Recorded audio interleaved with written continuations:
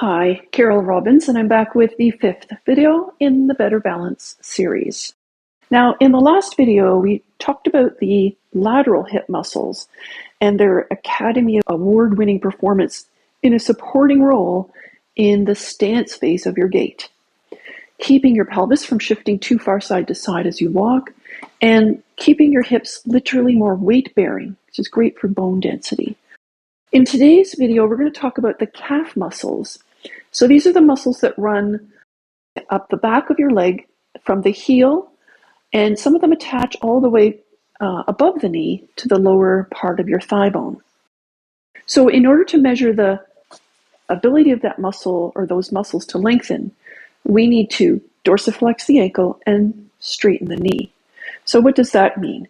Dorsiflexion is the opposite of pointing your foot. It's when the top of your foot comes closer to the front of your leg. And in gait, when you're walking, that occurs after that last video's stance phase, when you are moving forward over that leg, just about to heel strike on this leg. Now the leg has actually moved closer to the top of the foot, so the ankle is in dorsiflexion. In order for that to occur, the muscles that run down the back of your lower leg need to lengthen appropriately. And if they can, not only does your ankle get into dorsiflexion, but your hip also, it's kind of hard to do slowly because normally I'd have momentum, but just before this leg heel strikes and just before this heel leaves the ground, your hip and your leg is behind you, and this is called hip extension. Just great for lengthening the muscles down the front of your hip that are often chronically short from our sitting habits. When your calf muscles become chronically short, which can happen due to sitting for long periods of time, which shortens the muscle as it runs across the back of the knee, and wearing shoes with a positive heel, which shortens it as it crosses the back of the ankle, something happens to your gait, and it might not be immediately obvious to you because you can still move from A to B. But what actually happens is the gait shortens. Because the ankle can't go into that amount of dorsiflexion, you simply lift the heel sooner. And if you lift the heel sooner, the gait stride starts to shorten and become more shuffling.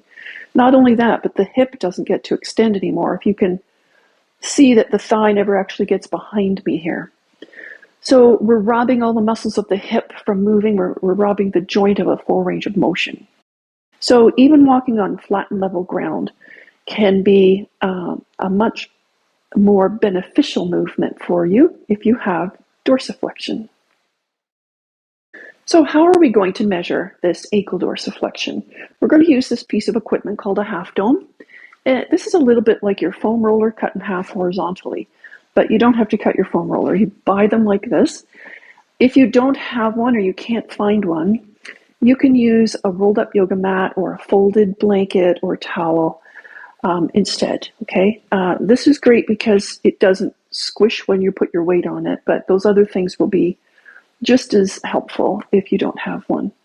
So I'm going to start by placing this in front of my feet, in front of one foot, and I'll do my right foot first. So I've set the dome about 5 inches from the front of my toes. And then I'm going to shift to this leg. You can try your listing exercise here. And bring this foot up, place the ball of the foot on the dome, and then drop the heel to the ground. It's important that the heel is grounded. And then the back of the knee straight. Shift your weight so that your pelvis is not all weight bearing on this leg that's standing on the floor, but shift it towards the center. And then take a moment and relax the muscles on the front of your thigh. Often when you lift the top of the foot up like this, your body interprets it as a falling backwards movement. And when that's the case, your muscles down the front of your thigh will clench, they'll engage, and in response to that falling backward sensation. So see if you can just relax them here. If you can, then you can start to bring the foot that's flat on the ground a little further forward, maybe half an inch at a time. Slowly and over a long period of time, eventually bringing the feet side by side. Okay, let's do the other side. I would do this for about 30 seconds to a minute on each side. So now I'm going to do my left foot. Start with the weight back in your heels. Shift your weight. List. Bring this foot up. Place the ball on the dome. Of course, you can use a chair or a wall nearby if your balance is compromised, just to do this stretch and not make it about balance when you're getting into the position. Hi, Mush.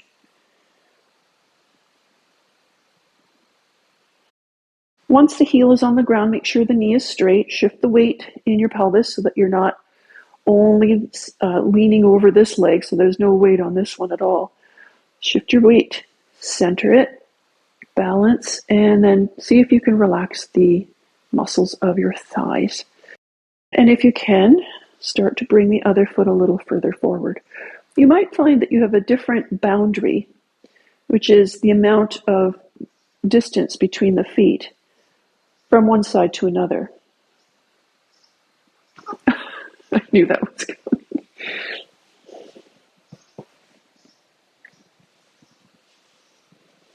Hi. Okay, and then you can step off. So that's the calf stretch. You can do this as many times in the day as you would like. There's really no upper limit to how many times a day you can do this.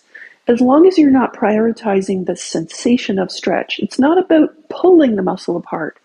It's really about putting the foot in a position and then seeing how that affects the rest of your body. What compensations does your body do just because your ankle is in dorsiflexion? Some of those compensations can be tension that I've described already in the thigh muscles, and sometimes it can be body displacement.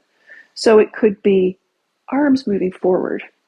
Right? If my arms are forward, that weight is helping me balance. And if I bring my hands back and I fall backwards, then I know that I'm not actually at my boundary and I need to be a little further back here.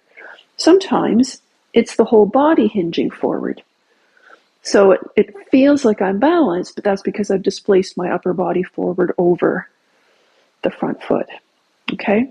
So you want to stay upright, balanced, and most of all, relaxed everywhere if you can as you move your foot into this position. So the foot is being bolstered into dorsiflexion, and it's really now the relationship of the leg's position to the foot that tells you so much about what is happening in your gait.